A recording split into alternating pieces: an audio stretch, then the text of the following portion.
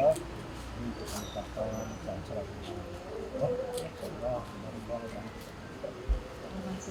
Ya, insyaallah. Alhamdulillah hari ini telah kita serahkan dokumen administrasi kependudukan terhadap saudara kita yang korban kebakaran beberapa waktu yang lalu.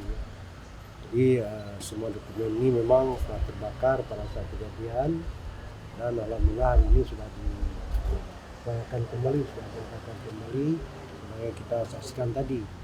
Ini dokumen ini penting untuk tindak lanjut berikutnya, baik untuk pembangunan rumah maupun untuk keperluan lainnya nanti. Kita harapkan pada ibu ini bersabar, kita akan terus upayakan supaya tempat tinggal yang terbakar dapat dibangun.